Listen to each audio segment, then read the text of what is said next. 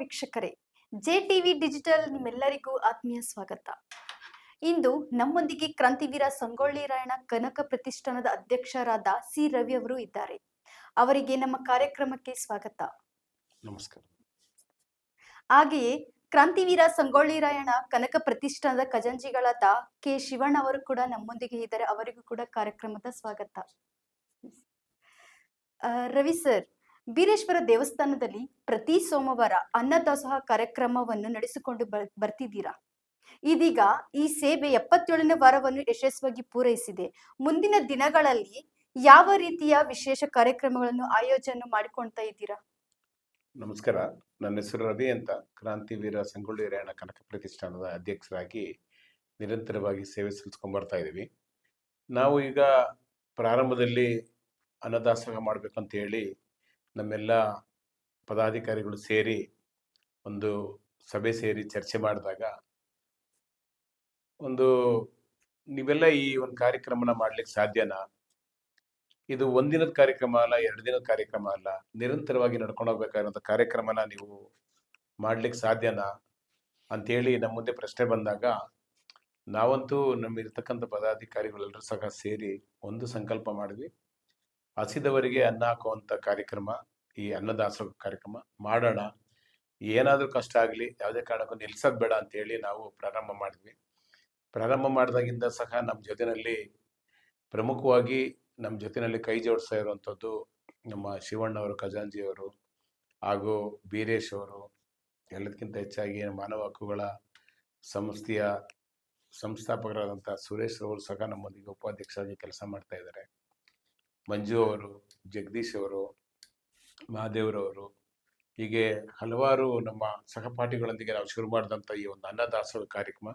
ಎಲ್ಲದಕ್ಕಿಂತ ಹೆಚ್ಚಾಗಿ ನಮಗೆ ಗೌರವಾಧ್ಯಕ್ಷರಾದ ಶಾಂತಣ್ಣ ಅವರು, ರಿಟೈರ್ಡ್ ACP ಅವರು ಸಹ ನಮ್ಮೊಂದಿಗೆ ಒಟ್ಟಿಗೆ ಕೈ ಜೋಡಿಸಿ ಕೆಲಸ ಮಾಡ್ತಾ ಇರುವಂಥದ್ದು. ಮಂಜಣ್ಣ, ಸಣ್ಣಪ್ಪ ಅವರು, ಈ ರೀತಿ ಸಾಕಷ್ಟು ಜನ, ಅದರಲ್ಲೂ ಸಹ ನಮ್ಮ ಮಹಿಳಾ ತಂಡ ಬಹಳ ಪ್ರಬಲವಾಗಿ ನಮ್ಮೊಟ್ಟಿಗೆ ಕೈ ಜೋಡಿಸ್ತಾ ಇದೆ. ಅದೇ ಸುಬ್ಬಮ್ಮ ಅವರು, ಮಾದೇವಮ್ಮ ಅವರು, ಇಂದ್ರಮ್ಮ ಅವರು ಹಾಗೂ ಸಾಕಷ್ಟು ನಂಜಮ್ಮ ಅವರು, ಈ ರೀತಿ ತುಂಬ ಜನ ನಮ್ಮೊಟ್ಟಿಗೆ ಕೈ ಜೋಡಿಸಿ ಕೆಲಸ ಮಾಡಿಕೊಂಡು, ಜಯಕ್ಕ ಅವರು, ಈ ರೀತಿ ತುಂಬ ಜನ ಇದ್ದಾರೆ. ಅವರೆಲ್ಲ ಕೂಡ ನಮ್ಮೊಟ್ಟಿಗೆ ಕೈ ಜೋಡಿಸ್ಕೊಂಡು ಕೆಲಸ ಮಾಡಿಸ್ಕೊಂಡು ಪ್ರತಿ ವಾರ ಸಹ ಅವರು ನಮ್ಮೊಟ್ಟಿಗೆ ಕೈ ಜೋಡಿಸ್ಕೊಂಡು ಬರ್ತಾ ಇದ್ದಾರೆ. ಹಾಗಾಗಿ ಪ್ರಾರಂಭ ದಿನಗಳಲ್ಲಿ ನಮ್ಗೆ ತುಂಬ ಕಷ್ಟ ಆಯಿತು. ಹಾಗಾಗಿ ಹೋಗ್ತಾ ಹೋಗ್ತಾ ಹೋಗ್ತಾ ಹೋಗ್ತಾ ಬರ್ತಕ್ಕಂಥ ಭಕ್ತರುಗಳ ಸಂಖ್ಯೆನೂ ಜಾಸ್ತಿ ಆಯಿತು. ಅಲ್ಲೂ ಕೂಡ ಬೀರೇಶ್ವರ ಸ್ವಾಮಿಯ ಒಂದು ಪವರ್, ಅಂದರೆ ಸತ್ಯ ತುಂಬ ಇದೆ. ಹಾಗಾಗಿ ಜನ ಕೈ ಬೀಸಿ ಕರೆಯುವಂಥ ಒಂದು ಪುಣ್ಯಕ್ಷೇತ್ರನೂ ಸಹ ಅದಾಯಿತು. ಹಾಗಾಗಿ ಈಗ ನಿರಂತರವಾಗಿ ಸಾಕಷ್ಟು ಜನ ಅಲ್ಲಿ ಹುಟ್ಟುಹಬ್ಬ, ಮದುವೆ, ವಾರ್ಷಿಕೋತ್ಸವ, ಶುಭ ಸಮಾರಂಭಗಳನ್ನ ಅವರು ಸರಳವಾಗಿ ಸಾರ್ವಜನಿಕರಿಗೆ ಅನ್ನದಾಸೋಹ ಮಾಡೋ ಮುಖಾಂತರ ಪ್ರಾರಂಭ ಮಾಡಿದ್ರು. ಹಾಗಾಗಿ ನಮಗೆ ನಾವು 77ನೇ ವಾರ ದಾಟಿ ನಾವು 78ನೇ ವಾರಕ್ಕೆ ಕಾಲಿಡ್ತಾ ಇರ್ತಾವೆ. ಈ ಶುಭ ಸಂದರ್ಭದಲ್ಲಿ ನಮ್ಮ ಮುಂದೆ ಇನ್ನು ಕೆಲವೇ ವಾರಗಳು ನಮಗೆ ಶತಮಾನೋತ್ಸವ ಆಚರಣೆ ಮಾಡುವಂಥ ಶುಭ ಸಂದರ್ಭದಲ್ಲಿ ನಾವು ಇದ್ದೀವಿ. ಅಂದರೆ 100 ವಾರಗಳ ಒಂದು ವಾರ್ಷಿಕೋತ್ಸವನ ಮಾಡುವಂಥದ್ದು ಇದೆ ನಮಗೆ. ಹಾಗಾಗಿ ಅದನ್ನು ಕೂಡ ಅದ್ದೂರಿಯಾಗಿ ಮಾಡ್ಬೇಕು ಅನ್ನೋದಿದೆ. ನಮ್ಮ ಮುಂದೆ ಈ ಅನ್ನದಾಸೋಹ ಅನ್ನೋದು ನಮ್ಮದು ಒಂದು ಒಳ್ಳೆ ಕಾನ್ಸೆಪ್ಟ್. ಯಾಕಂದ್ರೆ ನಾವೆಲ್ಲ ಸಹ ನಮ್ಮಲ್ಲಿ ಸಾಕಷ್ಟು ಜನ ದುಡ್ಡು ಕಾಸು ಇರುವಂಥದ್ದೆಲ್ಲ ನಾವು ನೋಡಿದ್ದೀವಿ. ಆದರೆ ಅನ್ನದಾಸೋಹ ಅನ್ನೋಂಥದ್ದು ಯಾರು ಏನೇ ಕೊಟ್ಟರು ಸಾಕು ಅನ್ಸೋಕ್ಕಾಗಲ್ಲ. ಊಟನ ನಾವು ಅವ್ರಿಗೆ ಕೊಟ್ಟಾಗ ಅದೊಂದೇ ಸಾಕು ಅನ್ಸೋಕ್ಕಾಗೋದು. ಹಾಗಾಗಿ ನಾವು ಶಿವನ ಪ್ರತ್ಯಕ್ಷವಾಗಿ ನಾವು ನೋಡ್ಲಿಕ್ಕಾಗೋದಿಲ್ಲ. ಅದನ್ನ ಹಸಿದವರಿಗೆ ಅನ್ನ ಹಾಕೋ ಮುಖಾಂತರ ಶಿವನ್ನ ಕಾಣು ಅಂತ ಅಂದ್ಬಿಟ್ಟು ಹಿರಿಯರೆಲ್ಲ ಹೇಳ್ತಾರೆ. ಹಾಗಾಗಿ ನಾವು ಭಗವಂತನ ಕಾಣೋದು, ಹಸಿದವ್ರನ್ನ ನಾವು ಅನ್ನದಾಸೋಹ ಮಾಡೋ ಮುಖಾಂತರ ಭಗವಂತನ ನಾವು ಕಾಣೋ ಒಂದು ಕಾರ್ಯಕ್ರಮ ಮಾಡ್ತಾ ಇದ್ವಿ. ಮುಂದಿನ ದಿನಗಳಲ್ಲಿ ನಮಗೆ ಅನ್ನದಾಸೋಹ ಜೊತೆಯಲ್ಲಿ ಬ್ಲೈಂಡ್ಸ್ ಯಾರಿರ್ತಾರೆ ಅವ್ರಿಗೂ ಸಹ ನಾವು ಕನ್ನಡಕಗಳನ್ನ ಕೊಡಿಸುವಂಥದ್ದು, ಹಾಗೂ ಆಗಾಗ ನಾವು ಇದು ಮೆಡಿಕಲ್ ಚೆಕಪ್ಗಳನ್ನ ಸಹ ಮಾಡಿಸ್ತಾ ಇರ್ತೀವಿ. ಬೇರೆ ಬೇರೆ ಅಂಗವಿಕಲರಿಗೆ ವೆಹಿಕಲ್ಗಳನ್ನ ಕೊಡಿಸುವಂಥದ್ದು, ನಮ್ಮಿಂದ ಏನೆಲ್ಲ ಸಹಾಯ ಆಗುತ್ತೆ ಮಾಡೋವಂಥ ಕಾರ್ಯಕ್ರಮಗಳನ್ನ ನಾವೆಲ್ಲ ಒಂದು ಟೀಮ್ನ ಹಾಕೊಂಡಿದ್ದೀವಿ.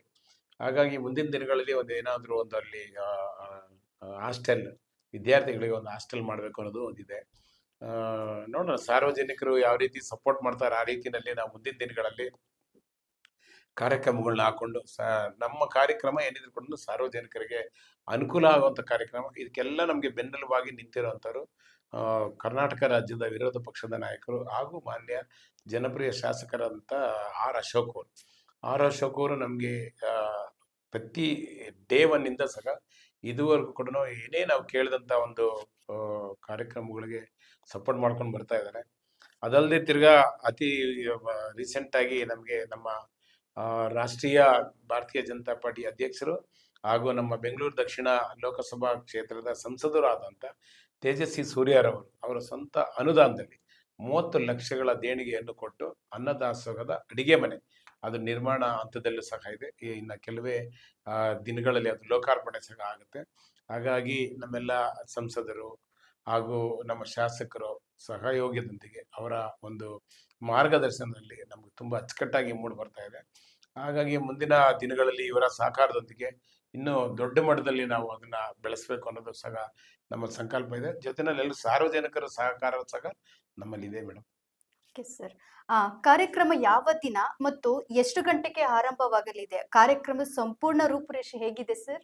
ನಮ್ದು ಕಾರ್ಯಕ್ರಮ ಬಂದ್ಬಿಟ್ಟು ಪ್ರತಿ ಸೋಮವಾರ ಮೇಡಮ್ ಮಾಡುವಂಥದ್ದು. ಪ್ರತಿ ಸೋಮವಾರ ನಾವು ಮಧ್ಯಾಹ್ನ 1 ಗಂಟೆಗೆ ಮಧ್ಯಾಹ್ನದ ಊಟ ಅಂದ್ರೆ ಮಧ್ಯಾಹ್ನ ಬೀರೇಶ್ವರ ಸ್ವಾಮಿಯ ವಿಶೇಷ ಅಲಂಕಾರ ಇರುತ್ತೆ.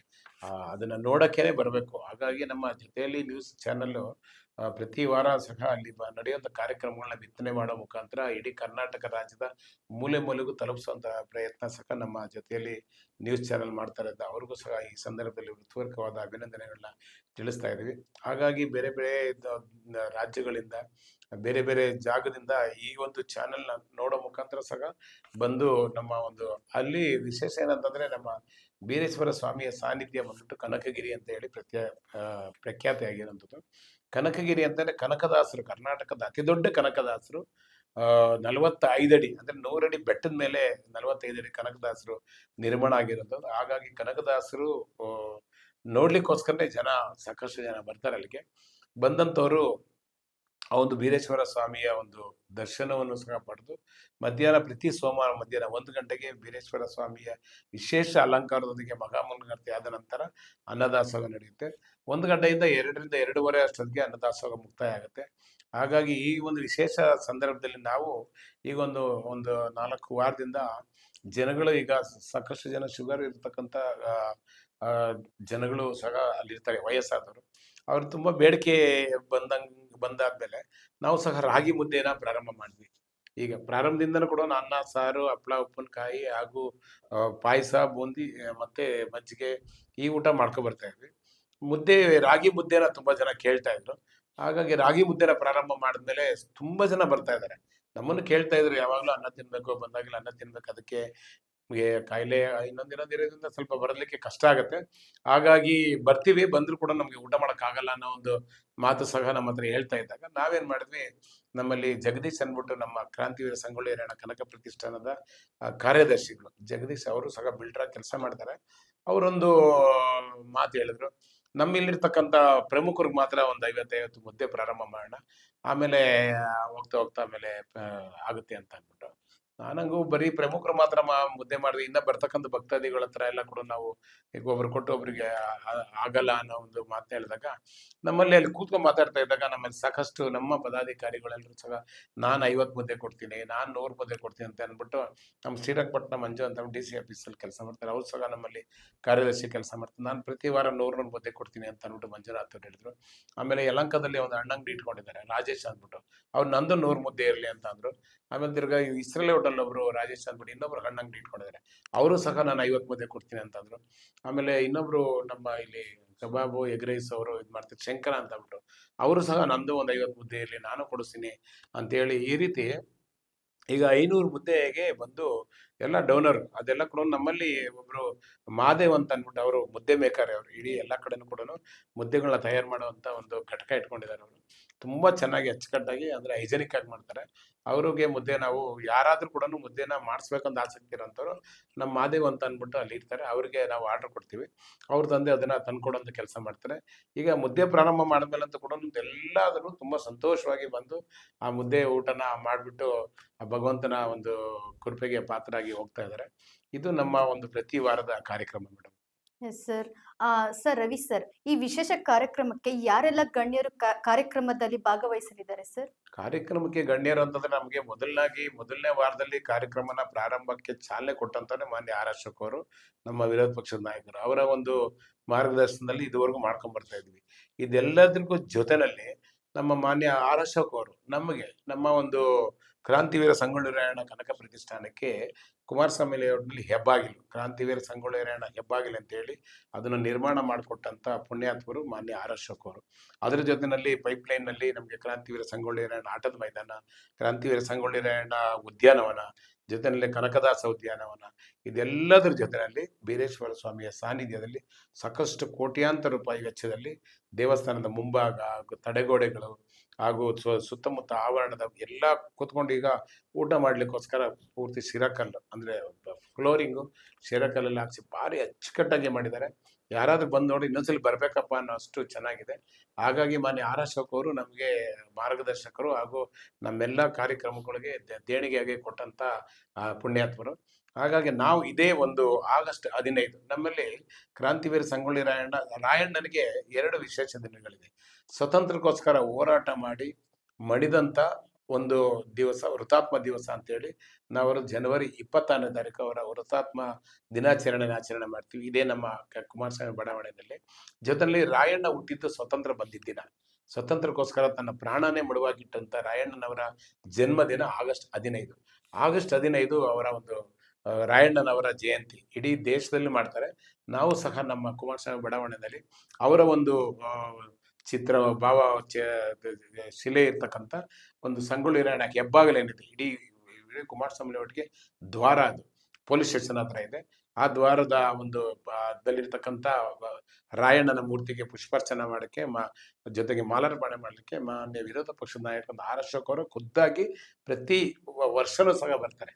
ಪ್ರತಿ ವರ್ಷ ಆಗಸ್ಟ್ 15 ಬಂದ್ಬಿಟ್ಟು ಅವರಿಗೆ ಮಾಲಾರ್ಪಣೆ ಮಾಡಿ ಪುಷ್ಪಾರ್ಚನೆ ಮಾಡಿ, ಅದಾದ ನಂತರ ಸಾರ್ವಜನಿಕರಿಗೆಲ್ಲರೂ ಸಹ ಊಟದ ವಿನಿಯೋಗ ಮಾಡಿ, ವೇದಿಕೆಯಲ್ಲಿ ಕನ್ನಡ ಮತ್ತು ಸಂಸ್ಕೃತಿ ಇಲಾಖೆ ವತಿಯಿಂದ ನಮ್ಮ ಸಬ್ನಳ್ಳಿ ರಾಜು ಅವರ ಒಂದು ನೇತೃತ್ವದಲ್ಲಿ ಸರ್ಕಾರನೇ ಆಯೋಜನೆ ಮಾಡಿದೆ ರಾಷ್ಟ್ರೀಯ ಹಬ್ಬ ಅಂತೇಳಿ ಆಗಸ್ಟ್ 15 ಮತ್ತು ಜನವರಿ 26ನ ರಾಷ್ಟ್ರೀಯ ಹಬ್ಬಗಳಾಗಿ ಘೋಷಣೆ ಮಾಡಿರ್ತಕ್ಕಂಥ 2 ಹಬ್ಬಗಳನ್ನ ನಾವು ನಮ್ಮ ಕುಮಾರಸ್ವಾಮಿ ಬಡಾವಣೆಯಲ್ಲಿ ಇರ್ತಕ್ಕಂಥ ಕ್ರಾಂತಿವೀರ ಸಂಗೊಳ್ಳಿ ರಾಯಣ್ಣ ಕನಕ ಪ್ರತಿಷ್ಠಾನದ ದಲ್ಲಿ ನಿರ್ಮಾಣ ಆಗಿರ್ತಕ್ಕಂಥ ನಮ್ಮ ರಾಯಣ್ಣನ ಉದ್ಯಾನವನದಲ್ಲೇ ಹಾಗೂ ಮೈದಾನದಲ್ಲೇ ಮಾಡಬೇಕು ಅಂತ ಹೇಳಿ ಸಂಕಲ್ಪ ಮಾಡಿದಾಗ ಪ್ರತಿ ವರ್ಷನೂ ಸಹ ಇದೇ ಜಾಗದಲ್ಲಿ ರಾಯಣ್ಣನ ಜನ್ಮದಿನ ಹಾಗೂ ರಾಯಣ್ಣನ ಹುತಾತ್ಮ ದಿನನ 2 ಕಾರ್ಯಕ್ರಮಗಳನ್ನ ಆಯೋಜನೆ ಮಾಡ್ತಿದ್ದೀವಿ.